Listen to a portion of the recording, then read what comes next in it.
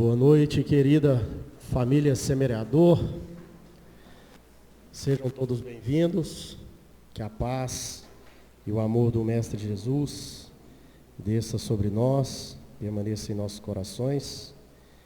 E nesse dia 10 de março de 2023, daremos início à nossa reunião pública da noite de hoje. Agradecidos por mais essa oportunidade, pela presença da espiritualidade superior que nos assiste, nós pedimos a permissão para o início dos trabalhos. Agradecer a Joelma, que está aqui junto de mim hoje na mesa de transmissão de áudio e vídeo. A querida Fabiana está ministrando uma palestra na cidade de Tuiutaba, numa casa espírita lá, representando a nossa casa, Semeador. Então, nas próximas atividades, a partir de amanhã, ela já estará conosco aqui na casa normalmente. Agradeço a Joelma pela contribuição. E para darmos início, convidamos a Agnes para a leitura da mensagem inicial e para a nossa prece.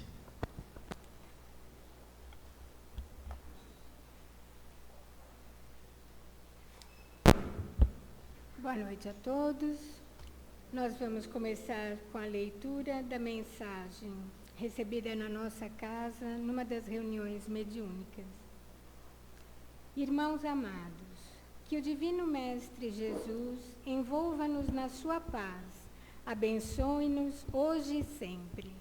Quantos e quantos dias chuvosos, onde a luminosidade é pouca, onde o ar carrega algo de triste, às vezes ameaçador. Mas aqueles que sabem que, se subirem além das tempestades, enxergarão a verdade de um céu azul, de um sol luminoso. Somos nós, quando mergulhados na carne, passamos momentos de dificuldade, tempos difíceis onde tudo parece triste, onde a violência e o caos parecem vencer. Aquele que sente no imo da alma o pulsar do Pai em si, segue firme, porque sabe que o sol do amor, esse sim é eterno, é imperecível, e busca o céu azul na elevação de sua alma, em cada ato de bondade despretensiosa, em cada abraço onde acolhe a dor alheia, seja o outro quem for. Meus irmãos, rogamos ao Pai que assista cada um de vós, para que sejam firmes nas escolhas, no único caminho que é o caminho verdadeiro da caridade. Quando o Mestre aí esteve encarnado, jamais titubeou, jamais se omitiu, sempre escolheu o lado da paz, da harmonia e da bondade. Sigam-no e verão em breve o sol que brilha, porque brilhará em cada um de vós. E assim, então, buscando esse sol que nos aquece, nos ilumina, vamos deixar os nossos corações abertos para os ensinamentos desta noite, que a espiritualidade possa intuir o Denner, para que ele seja muito certeiro nas suas colocações e possa amenizar a dor dos corações, consolar e abraçar todos aqueles que necessitam. Senhor, muito obrigada pela tua presença em nossa vida constante. Que assim seja.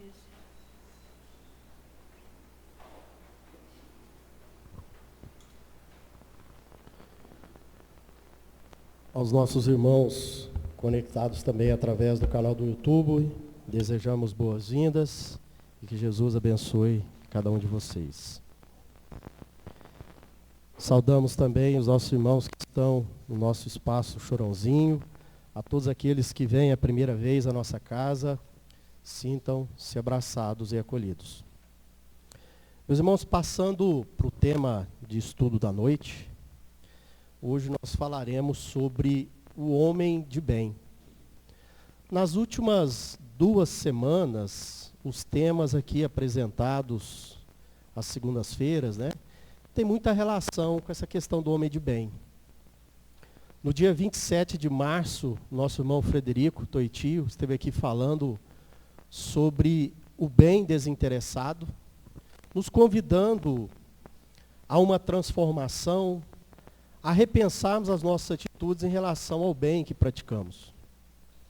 Na semana passada, no dia 13 de abril, a Joelma veio nos fazer um convite, né?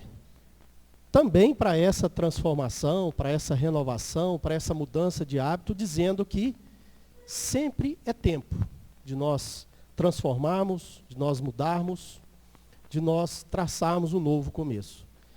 E hoje a gente vem reforçar justamente falando sobre o homem de bem. Ontem nós vivemos no cristianismo o domingo de Páscoa. Esse domingo de Páscoa tem também por significado o renascimento, uma passagem, uma transformação.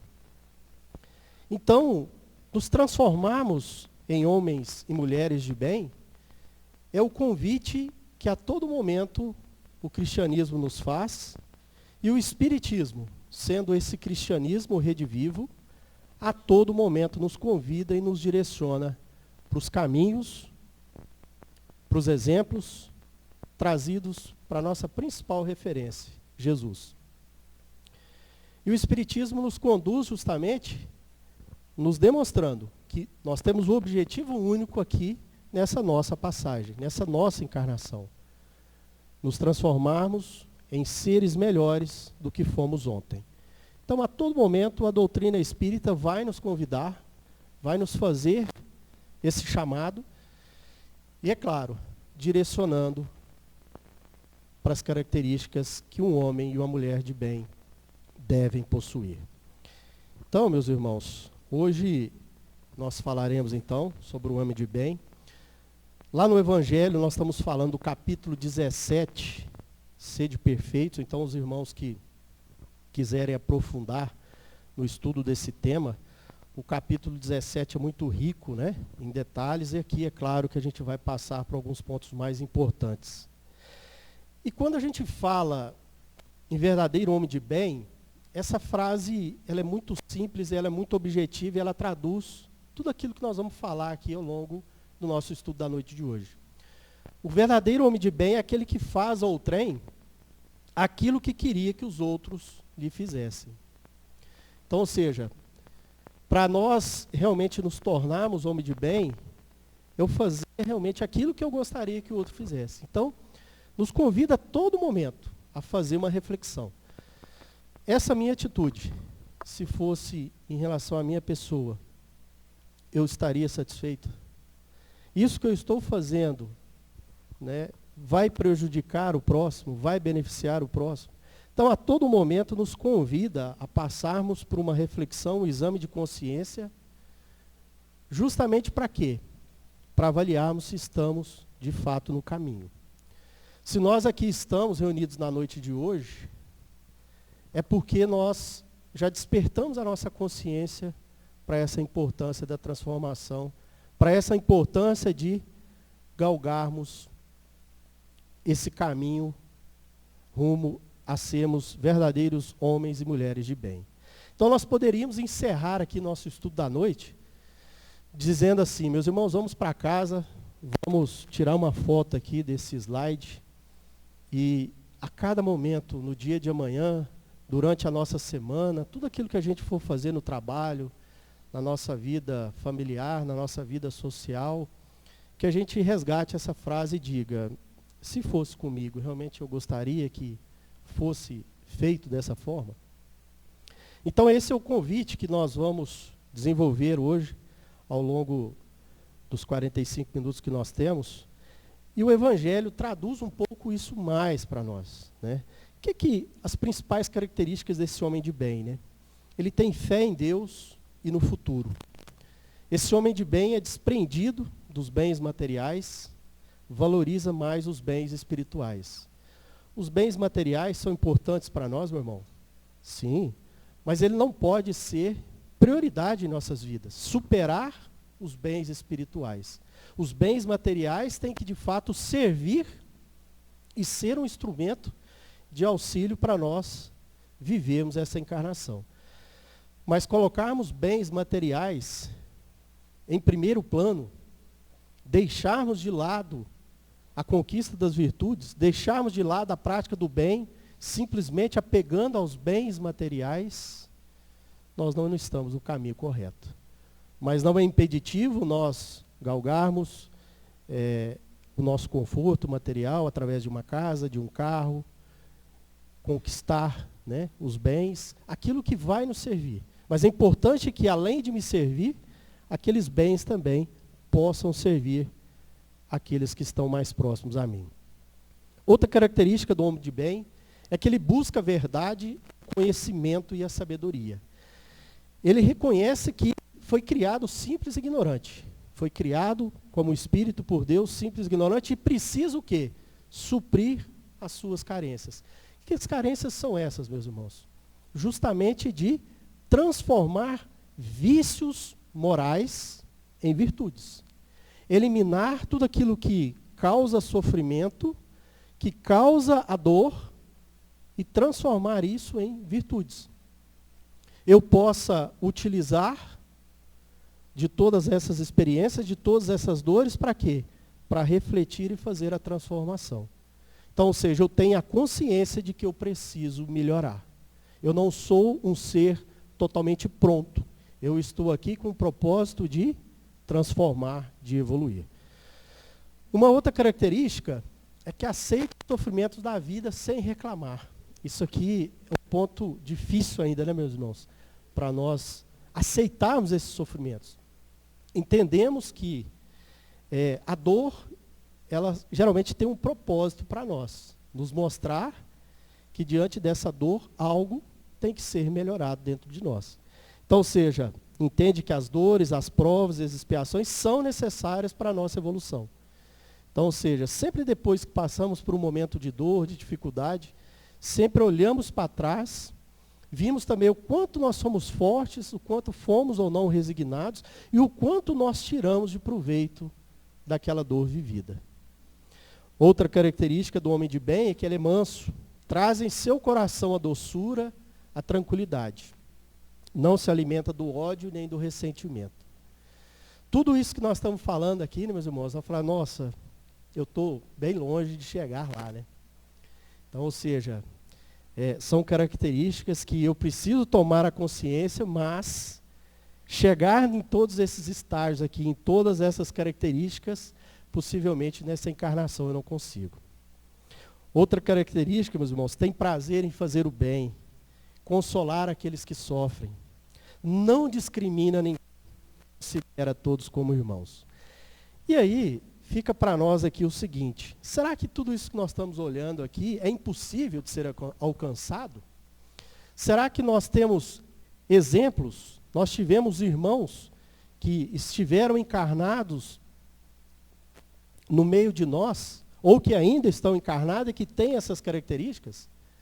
Se nós começarmos a elencar aqui, com certeza pelo menos uma meia dúzia de irmãos que têm boa parte dessas características aqui a gente encontra. Quando a gente fala num Chico de Xavier, numa Madre Teresa, né? Quantos irmãos, né, aqueles que vieram aqui em missão, cumprindo o amor ao próximo, cumprindo o bem. Tantos outros, se a gente for elencar aqui, a gente fala de irmãos no meio espírita, nós falamos de irmão em meios, em outras denominações, Divaldo Franco, que exemplo do Divaldo, no trabalho no bem, lá em Salvador. Jerônimo Mendonça, ali em Tuiutaba, que exemplo foi Jerônimo Mendonça? Então é possível nós chegarmos lá. Por mais que a gente não conquiste tudo isso aqui, numa encarnação, nós temos a consciência. E nós temos a certeza que nós temos dentro de nós a centelha divina plantada e que tudo isso aqui basta que a gente desperte em nossos corações e que a gente comece a fazer a nossa autotransformação. Fácil não é, meus irmãos, mas só de saber que Deus está do nosso lado, a gente sente mais forte, né? A misericórdia de Deus, ela é maravilhosa. O Pai nos dá o tempo que julgarmos necessário para nós seguirmos com essa transformação. Porém, Ele também nos atribui a responsabilidade Diante das suas escolhas, aceite as suas consequências. Por que é tão difícil ainda, né, meus irmãos, nós nos tornarmos homens de bem, mulheres de bem, conquistando essas virtudes, evoluirmos ainda muito mais, de forma mais satisfatória, de forma mais célere? Porque nós carregamos várias imperfeições. Nós estamos aqui num plano de expiações e provas, justamente porque nós temos débitos, pretéritos, que aqui estamos resgatando, estamos aqui pagando, corrigindo. Tudo aquilo que nós, em vidas passadas, fizemos ou até mesmo na própria existência.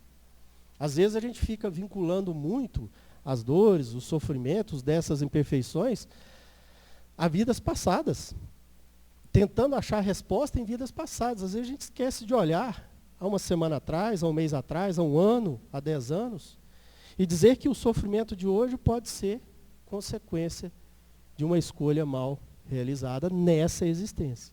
Somos individualistas. A gente pensa muito na gente ainda. Se tiver bom para mim, o outro que se dane. Penso primeiro em mim, depois eu penso no próximo. Então isso é outra característica também muito presente em nós, alimentado pelo nosso egoísmo, pelo nosso orgulho. Gostamos de julgar, somos extremamente julgadores. Eu acho mais fácil julgar o próximo do que olhar para a minha imperfeição e tomar conhecimento e da necessidade que eu preciso mudar. Então é mais fácil eu querer o quê? Mudar o outro. E nós queremos que todas as nossas necessidades estejam atendidas, né? Questionamos muitas vezes a Deus. Deus, mas eu não merecia isso. Eu lutei tanto por isso. O que o Senhor não me concedeu isso? Será que de fato eu precisava? Será que de fato aquilo Deus julgava ser realmente importante para mim? Ou é simplesmente um desejo que eu tenho? Então, que saibamos também, meus irmãos, e que paremos de sermos vítimas, questionando a Deus, por que não? Por que comigo? Por que o Senhor não transforma a minha vida? Eu sou uma pessoa tão bem, eu não faço mal para ninguém, mas será que eu estou fazendo todo o bem também, que era possível de ser feito? Eu vou no centro toda semana, participo dos trabalhos, faço leituras, faço estudo na casa, nossa, vou na campanha do quilo, vou na pizza, participo em casa, faço evangelho no lar. Eu sou uma pessoa do bem. Será que realmente nós estamos utilizando de todos esses meios que a doutrina nos oferece para realmente nos transformarmos? Ou nós colocamos esses rótulos nas nossas vidas para que isso seja ali um mecanismo de defesa e uma aparência exterior? Para dizer, eu sou um espírita. Mas será que eu sou um espírita que está realmente transformando e buscando ser realmente esse verdadeiro homem de bem? E aí, meus irmãos, por muitas vezes a gente relaciona essa questão do homem de bem a não fazer o mal, né? Mas o principal oposto, né, de sermos ali um homem de bem, de colocarmos em prática o amor e o bem nas nossas vidas, é a indiferença. Por muitas vezes nós não fazemos o mal, mas eu olho ali diante de uma oportunidade de fazer o bem e não dou qualquer importância. Então a indiferença é muito pior do que o ódio. Porque enquanto eu estou odiando, eu estou pensando ali no próximo, de forma negativa, mas eu estou pensando. Agora a indiferença não, a indiferença eu não ligo para nada. Eu simplesmente olho para aquela situação ali e falo, eu não tenho nada com isso.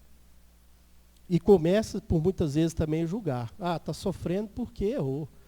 Está sofrendo porque lá no passado aí, cometeu falha, está aí agora pagando. Então a gente sempre faz esse exercício e agimos com a indiferença. Então a indiferença é muito pior do que o ódio. E nos impede justamente de transformarmos ali aquela oportunidade como uma alavanca para a gente fazer o bem e colocar o amor em ação. E a caridade é justamente isso. É diante de todas as situações que tem diante de mim, o que significa caridade? Amor em ação. Não só no aspecto material, mas também no aspecto moral. Diante da dor e o sofrimento de um irmão, não materialmente, mas a palavra amiga, aquele consolo que eu posso levar a um irmão diante de todo o conhecimento que hoje a doutrina nos oferece, aquele convite para vir a um atendimento fraterno da casa, participar dos estudos, aqueles irmãos que estão em sofrimento, em dificuldade de entendimento das suas dores, nós temos esse papel. Nós não podemos ser indiferentes diante, principalmente, essas situações. E é claro, tem oportunidade de ajudar materialmente? Vamos ajudar. O quanto o nosso mundo está transformado hoje, diante, principalmente, os desastres naturais que a gente acompanhou nos últimos meses no Brasil, a união das diferentes denominações religiosas em prol do bem, esquecendo ali, deixando de lado o rótulo religioso, trabalhando em campanhas de arrecadação de alimentos, de dinheiros, né, toda uma mobilização em volta de uma causa. Então isso é o quê? É o amor em ação. É o combate à indiferença. É olhar para o irmão e dizer, eu sou o responsável e tenho condições de mudar essa situação. E aí, meus irmãos, esse quadro aqui, ele nos permite, de uma forma bem didática, nós entendemos a nossa natureza moral. Então é aquilo que a gente falou. Todos nós temos virtudes. Todos nós temos. Por pior que seja o ser humano, por pior que seja o mal praticado por esse ser humano, ele tem dentro dele alguma virtude. Por mais que ela esteja novinha, que ele não esteja usando, ele tem dentro dele uma virtude. Ele tem dentro dele essa centelha divina. Mas, ao mesmo tempo, nós temos também o quê? Os nossos vícios, as nossas imperfeições. E, ao mesmo tempo, lidamos o quê? Com as paixões mundanas.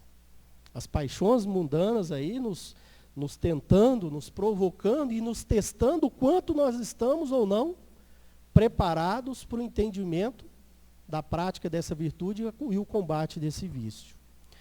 E aí, ou seja, as virtudes trazem justamente os caracteres do homem de bem. Então, à medida que eu avanço na conquista das virtudes, que eu sou mais benevolente, que eu sou mais paciente, que eu sou mais caridoso, né, eu vou avançando nessas virtudes, eu vou conquistando todas essas características. Eu começo a colocar o amor em primeiro plano. Eu começo a colocar o bem no primeiro plano. Por outro lado, qual que é o principal alimento dos nossos vícios? Ainda é o egoísmo. Porque eu olho só para mim, eu olho só para os meus interesses e totalmente indiferente eu esqueço o meu próximo. Às vezes é fácil a gente olhar para aqueles que estão mais próximos de nós. Um ente querido ali, um filho, um pai, uma mãe, um irmão. A gente cuida muito bem. E é a nossa responsabilidade que comecemos em casa a praticar esse bem. Porque de nada adianta também irmos lá fora, praticar o bem e deixarmos de lado a nossa família. A nossa família, a qual nós viemos ali dentro de uma programação divina com o objetivo o quê? De auxiliar uns aos outros na transformação. Se nós reencarnamos naquele lar, é porque ali era necessário. Ali eu precisava estar para que eu pudesse progredir e auxiliasse aqueles meus próximos também nesse progresso. Então não adianta a gente virar as costas para a nossa família e falar, eu vou lá para fora porque eu não quero cuidar de família. Nós estamos errados. A caridade começa em casa. E aí, quando a gente começa a entender esses nossos caracteres, essas nossas virtudes, esses nossos vícios, esse egoísmo que nós alimentamos, nós tomamos conhecimento de nós mesmos. E aí a gente começa o quê? A trabalhar a perfeição moral. Então não existe receita pronta para nós evoluirmos moralmente. Nós viemos aqui, escutamos aqui uma palestra falando do homem de bem, falando da necessidade das virtudes, de combate aos vícios, mas cada um de nós entendemos, né? Como diz aquela expressão, onde o calo dói. Qual que é o principal vício moral que hoje eu tenho? se nós começarmos a fazer esse questionamento, é difícil. Às vezes a virtude a gente fala, nossa, eu sou extremamente benevolente. Nossa, eu sou extremamente, né, gosto de ajudar o próximo a toda oportunidade que eu tenho. Mas e aquele vício que ainda a gente alimenta? Todos nós ainda temos, com certeza. Então ninguém melhor do que nós para iniciar esse processo de transformação, olhando para aquilo que mais nos incomoda, que mais nos causa dor. Ah, eu gosto tanto de ajudar, mas quando eu vejo alguém, nossa, ali progredindo, conquistando alguma coisa ali do seu próprio trabalho, né, do seu próprio suor, eu olho assim, eu não concordo, porque eu não conformo, porque eu não tenho a mesma oportunidade que aquela pessoa tem. Ah, eu não conformo, acho que Deus não é justo comigo. Então, isso é um vício. A inveja. Tem inveja boa, meus irmãos? Não existe inveja boa.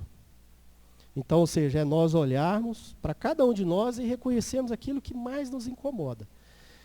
E, segundo estudos, né, apontam que aquilo que eu mais detesto no próximo é aquilo que eu tenho e não aceito. Geralmente aquilo que eu não aceito no outro é aquilo que eu tenho, né, Joelma? Geralmente a psicologia nos dá esse direcionamento, né? Então, ou seja, eu olho, eu não aceito essa atitude nessa pessoa. Possivelmente é a que eu tenho e não consigo trabalhar. Então, antes de nós julgarmos, comecemos a olhar para dentro de cada um de nós, meus irmãos, e trabalharmos esse autoconhecimento. O Espiritismo nos convida para essa transformação e alcançarmos essa perfeição, ela só é possível através do autoconhecimento. Nós vamos vir aqui às terças-feiras, passar pelo atendimento fraterno, com a equipe que aqui está, de atendimento. Mas essa equipe vai o quê? Nos convidar para enxergarmos dentro de nós essas nossas imperfeições. Essas causas que nos trazem sofrimento. Nós vamos aqui receber o passe ao final da reunião. Mas se esse passe não me permitir, esses fluidos sejam internalizados e que eu possa me transformar e dizer, olha, esse passe vai me ajudar a combater esse vício que eu tenho. E que amanhã eu vou transformar e me tornar uma pessoa melhor. Então tudo começa por nós. Não adianta a gente querer, né, que as coisas acontecem e que sejam tiradas a não ser por nós. E aí eu achei essa frase muito inteligente, né, muito sábia, porque ela diz o seguinte, ontem eu era inteligente, então eu queria mudar o mundo. Eu não aceitava nada que o mundo me demonstrasse. Agora hoje eu sou sábio, então eu estou mudando a mim mesmo. Então a mudança que a gente quer ver no mundo, essa transformação do mundo em homens e mulheres de bem, ela tem que começar dentro de nós. Não adianta a gente sair daqui, chegar no supermercado ali para fazer as compras, achar no direito de furar uma fila. Sair aqui, né, parar na porta da escola do filho para buscá-lo e parar em fila dupla, atrapalhando o trânsito. A ira, né, diante ali uma fechada no trânsito, um irmão ali que comete alguma loucura, eu, né, me enlouqueço ali, começo a xingar, começo a falar e às vezes gera o quê? Uma violência muito maior. Então, ou seja, eu quero mudar o mundo, eu tenho que começar a mudar dentro de mim mesmo. É olhar para essas atitudes e dizer, Senhor, ajude esse irmão a transformar, ajude esse irmão a reconhecer esse vício, porque eu já reconheço e não pratico. Então a mudança que eu quero ver no mundo, eu começo a transformar, eu começo a mudar por mim mesmo. E não querer que as pessoas mudem, seja do meu jeito. Ninguém muda ninguém, meus irmãos. Nós acabamos de ver aqui que a mudança acontece a partir do autoconhecimento. Eu só vou transformar quando eu conhecer as necessidades que eu tenho. E aí as vantagens, né, de se dedicar a esse autoconhecimento. Porque ele é um processo de cura. Ele é um processo de cura. Por quê? Nós assumimos o compromisso de modificar nossa forma de viver. Se a gente começar a refletir aqui agora também, a gente vai lembrar o seguinte, gente. No passado eu era tão intolerante. No passado eu era uma pessoa que não aceitava determinadas coisas e tudo eu partia para a briga, tudo eu partia ali para uma discussão. Nossa, tudo eu queria levar vantagem, hoje eu penso diferente, eu já transformei. Deixando, inclusive, de responsabilizar os outros por nossas mazelas. Ah, eu sou assim porque minha esposa, infelizmente, me tira do sério. Ah, meus filhos, vocês não conhecem meus filhos. A minha sogra, então, vai conviver com a minha sogra, então. Os meus cunhados, aquela família, não tem como eu ser diferente. Eu sou assim porque os outros fazem com que eu seja. Então a gente para de colocar a culpa no outro. A gente para de colocar a culpa em Deus. E a gente começa a olhar para dentro de nós e dizer, a atitude errada é minha. Eu estou agindo contrário àquilo que é a lei de Deus, àquilo que é a lei de amor. E reconhecemos que somos responsáveis por nossos atos e escolhas. Né? Eu só bati o carro porque eu bebi uma cervejinha só. Então, foi só uma. Se eu não tivesse bebido aquela cerveja, eu bebi também porque eu tive uma contrariedade em casa. Eu fui lá para o boteco e tomei uma cerveja lá para dar uma aliviada. Aí, misturei um uísque, peguei a direção, bati, mas não foi culpa minha. Por que não? É nossa responsabilidade. A gente precisa assumir os nossos atos e as consequências são relativas às nossas escolhas. Então, é um processo de cura porque eu olho para tudo aquilo que é maléfico para mim, maléfico para o outro e me disponho a transformar, a mudar. E aí, meus irmãos, a misericórdia divina, ela nos dá o quê? A bênção da reencarnação. Dizer que seremos verdadeiros homens de bem nessa existência seria uma utopia. E não vamos conseguir, por mais que a gente desperte a consciência. Mas é nós tomarmos o entendimento de que, se aqui estamos, assumimos a responsabilidade, o dever de aproveitar bem essa reencarnação. Não é, deixa a vida me levar, a vida leva eu. Tem outra reencarnação? Vou deixar para melhorar na próxima. Não vou preocupar com isso não. Eu vou curtir minha vida aqui e na outra reencarnação eu vejo como é que fica. Então, meus irmãos, como disse a Joelma na semana passada, sempre é tempo. Aproveitarmos dessa oportunidade, aproveitarmos desse momento. Se aqui estamos diante de um ensinamento, diante de uma moral cristã que nos direciona e que temos Jesus como nossa referência e iniciador da moral mais pura, não tem por que nós postergarmos inclusive as nossas mudanças. Então, ou seja, se eu tenho Jesus como referência, se eu acredito no propósito de Jesus, se eu acredito no seu ensinamento, no seu exemplo, se eu acredito que ele vai renovar, que vai aproximar, e que amanhã todos nós iremos considerar uns aos outros como verdadeiros irmãos, nós temos que começar essa transformação agora.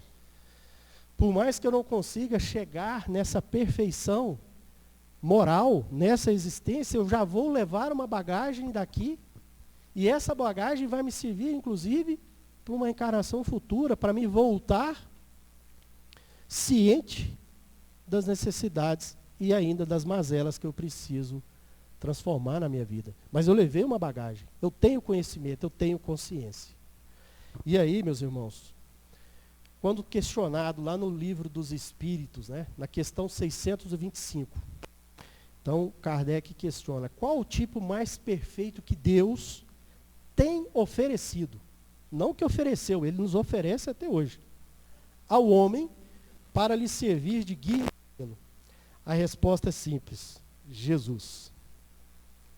Então, é olharmos para Jesus, não como uma personalidade ali para adorarmos, né? Mas de fato para vivermos. Vivermos no seu exemplo, vivermos no seu amor e colocarmos em prática os ensinamentos que ele nos deixou. Então, se dizermos que somos cristãos, nós temos que de fato preocupar com essa vivência, com essa prática. E realmente a todo momento colocar Jesus para escrever uma nova história na nossa vida. E aí, um convite também que nos auxilia muito nas reflexões, nas tomadas de decisões, E nas avaliações dos erros que nós ainda cometemos. É a todo momento pensarmos, no meu lugar, o que faria Jesus? Então, diante daquela situação que eu me deparo ali, que a vida me apresenta, seja no seio familiar, seja na minha vida social, é olhar para aquela situação, fazer uma análise e dizer o seguinte: o que Jesus faria numa situação como essa? Ele abandonaria esse irmão? Ele estenderia a mão? Ele levaria ali um consolo? Ele buscava ali o atendimento de um bem material? Ele convidava esse irmão para repensar os seus atos, para conhecer a sua palavra. Então, a todo momento a gente nos colocarmos nessa condição. Saímos dessa porta e na primeira oportunidade que nós tivemos, e que ali, tivemos a oportunidade de agirmos, dizer, e se fosse Jesus, como ele faria? Jesus furaria a fila? Jesus pararia em fila dupla? Jesus buzinava para aquele idoso que está com dificuldade para atravessar uma faixa de pedestre? Jesus bateria a porta da casa diante um irmão pedindo ali um auxílio material? Jesus dispensaria ali a atenção ou não àquele irmão que pede um consolo, uma palavra amiga? Jesus abandonaria aquele irmão, aquela mãe que porventura está ali no desespero pela perda de um filho, de um ente querido? Então, a todo momento nos colocarmos nessa reflexão. E isso vai nos ajudar a transformarmos. Se nós não conseguirmos transformar na plenitude, a gente começa a despertar ainda mais as nossas consciências e a gente começa a praticar muito mais o bem do que agindo ali, por muitas vezes de forma mecânica, por muitas vezes priorizando outras coisas de menor valor, de menor importância, mas que a gente deixa de lado a prática do bem. E aí, meus irmãos, o Espiritismo é a chave que nos ajuda a explicar, com clareza tudo isso. Por que o Espiritismo é a chave? Porque o cristianismo redivivo. Toda a nossa codificação, toda a nossa doutrina foi preparada seguindo o quê? A moral do Cristo. Da mesma forma que o Cristo disse que não veio destruir a lei, mas dar-lhe o cumprimento, que lei é essa? A lei divina, a lei natural. O Espiritismo também vem dizer que não veio destruir a lei cristã, mas dar-lhe o cumprimento. Que cumprimento é esse? Despertando em nós a moral do Cristo. Então, esse é o convite do Espiritismo, sendo o cristianismo redivivo, nos convidando para todo momento olharmos para a nossa moral e compararmos o quão estamos distante dos ensinamentos de Jesus. E aí, ou seja, o Espiritismo nada ensina contrário ao ensinamento do Cristo.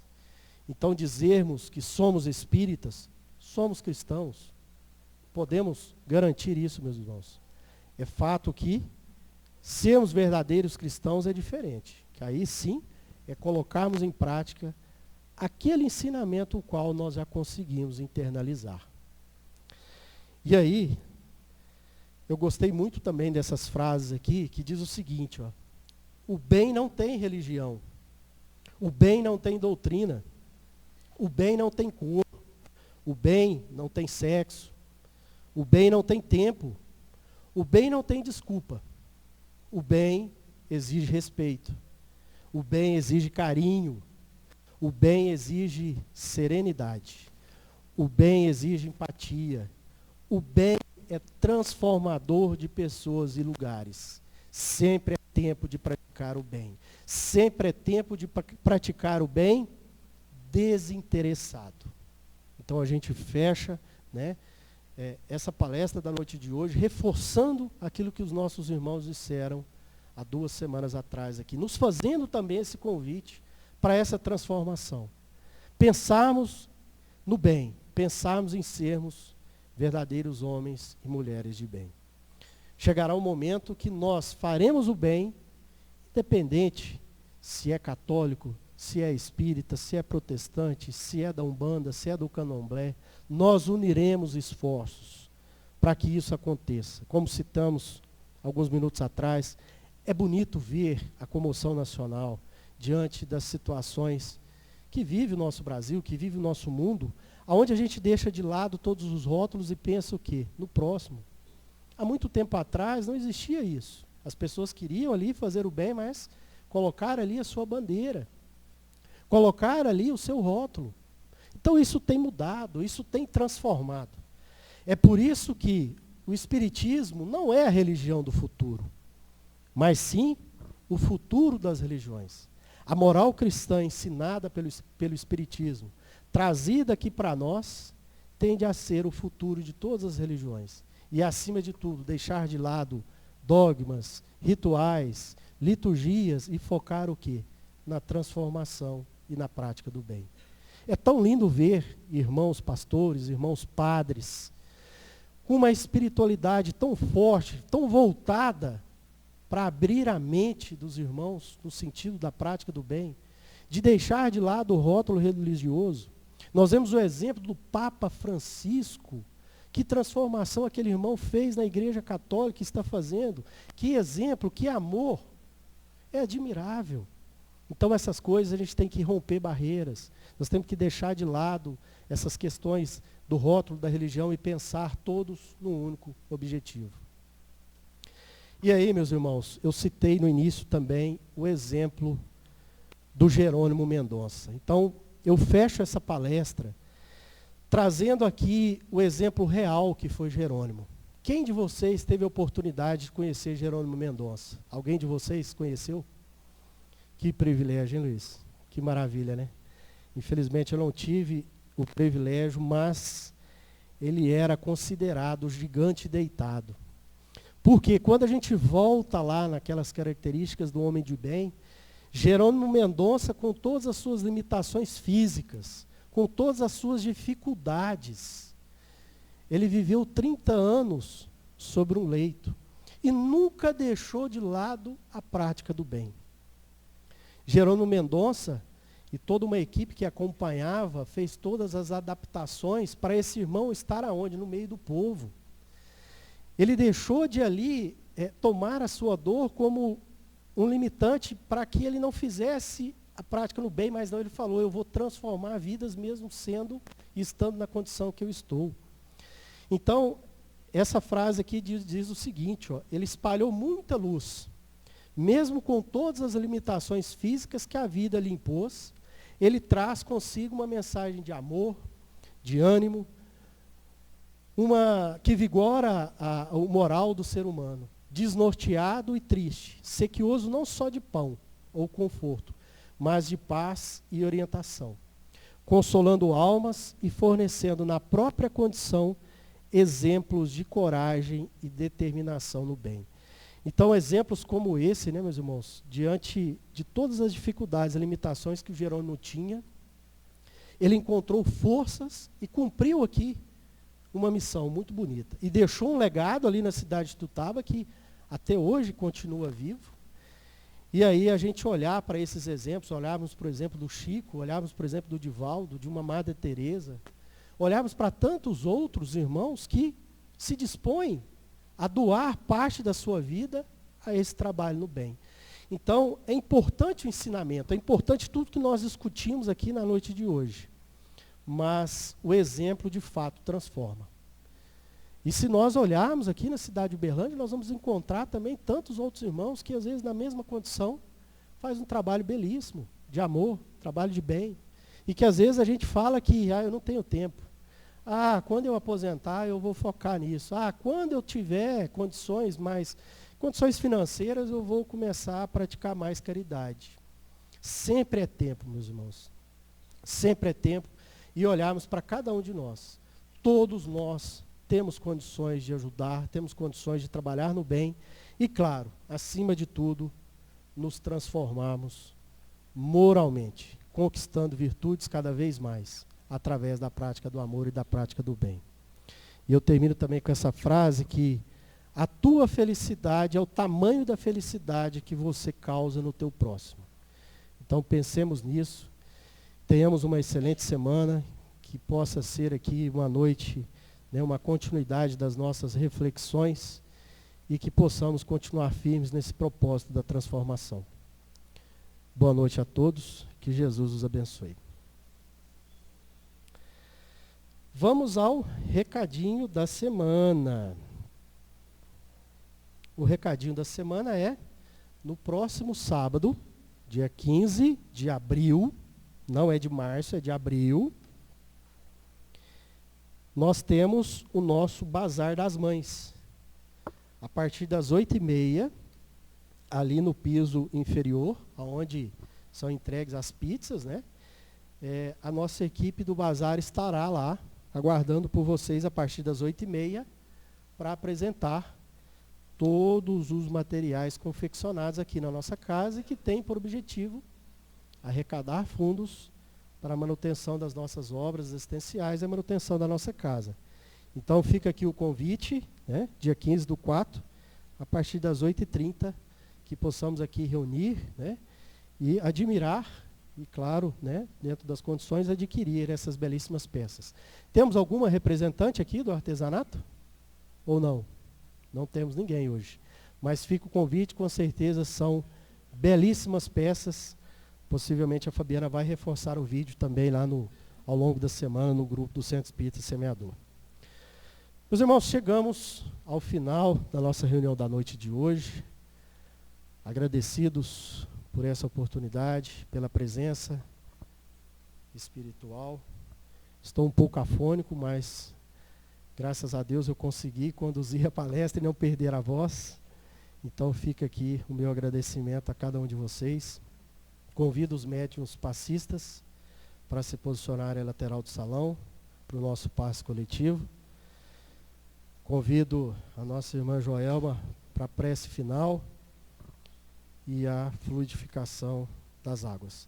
Fiquem todos com Deus e uma excelente semana.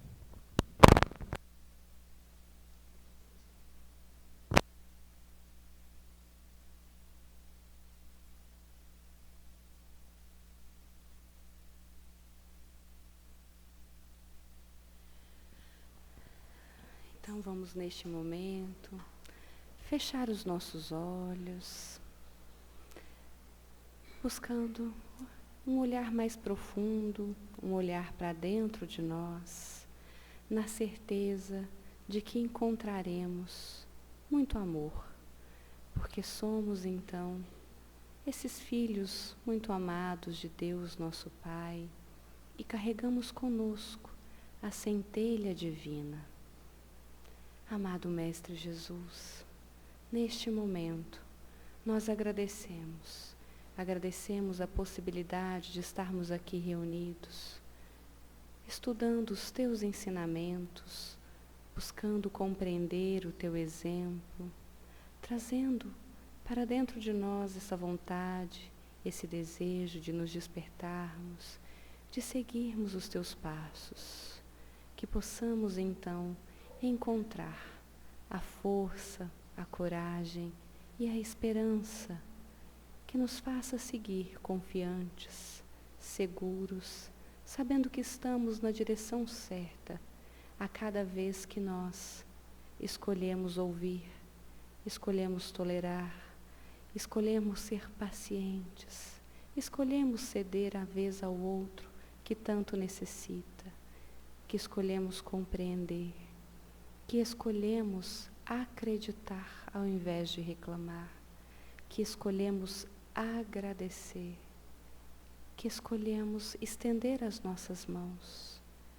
Amado Mestre Jesus, que possamos sentir então, vindo do alto em nossa direção, todas essas bênçãos, todas essas luzes, todo este bálsamo salutar que nos é direcionado, que ele possa então nos envolver, envolvendo o nosso corpo, envolvendo também o nosso espírito, operando em nós o fortalecimento, o restabelecimento, o equilíbrio que nós tanto necessitamos, seja no corpo, seja na alma. Que possamos então experimentar deste medicamento que nos foi oferecido, dessa transfusão de amor, de energias que é o passe, e que possamos nos sentir então restabelecer, confiantes, seguros no seu amor e também no amor de Deus, nosso Pai. E nós rogamos que seja colocado nessas águas o medicamento necessário a cada uma de nossas necessidades, do corpo e do espírito. Que possamos, então, agradecer mais uma vez por este momento, nos dar mais alguns instantes para sentirmos toda essa paz, toda essa luz e todo esse amor que nos é direcionado. E então, retornarmos aos nossos lares, mais amorosos, mais despertos, mais conscientes e mais comprometidos a nos transformarmos neste homem de bem que segue Jesus, que estende a mão ao próximo e que encontra nessa caminhada a sua felicidade. Amado Mestre, esteja conosco no decorrer de toda essa semana e que assim seja.